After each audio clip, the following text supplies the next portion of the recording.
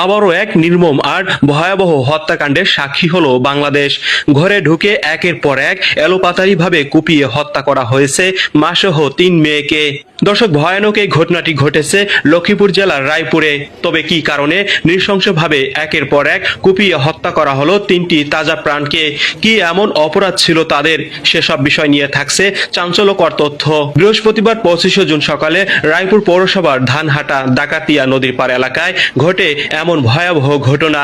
এই ঘটনায় নিহতদের মধ্যে রয়েছে মা শাহিনুর বেগম, তার বড় মেয়ে ঢাকা বিশ্ববিদ্যালয়ের শিক্ষার্থী সাইমা আক্তার, মেজো মেয়ে ইকরা আক্তার ও 9 বছর বয়সী ছোট মেয়ে শিফা আক্তার।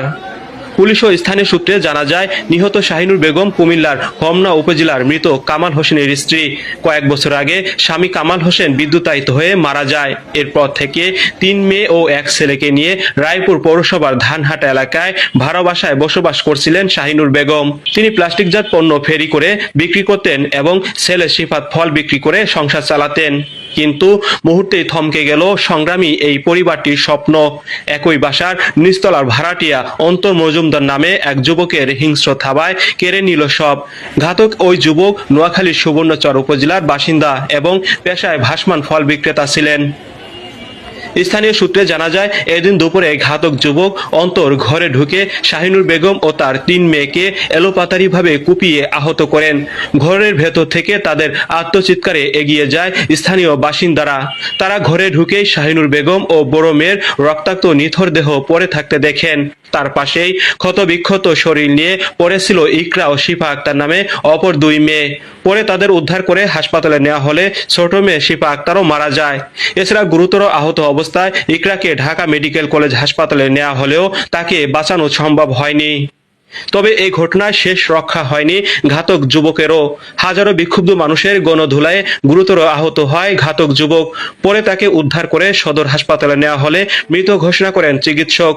অপরদিকে এই ঘটনাকে কেন্দ্র করে এলাকায় তীব্র উত্তেজনা ছড়িয়ে পড়ে। পরিস্থিতি নিয়ন্ত্রণে আনতে গেলে বিক্ষুব্ধ জনতার ছোড়া ইট পাটকেলে পুলিশের 7 সদস্য আহত হয়।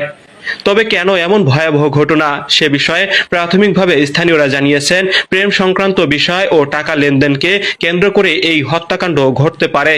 তবে এ বিষয়ে এখনো নিশ্চিত কিছু জানায়নি পুলিশ। রায়পুর সার্কেলের সহকারী পুলিশ সুপার মোহাম্মদ আব্দুর রাশেদ গণমাধ্যমকে বলেন, হত্যাকাণ্ডের কারণ এবং এর সঙ্গে অন্য কেউ জড়িত কিনা তা তদন্ত করে দেখা হচ্ছে।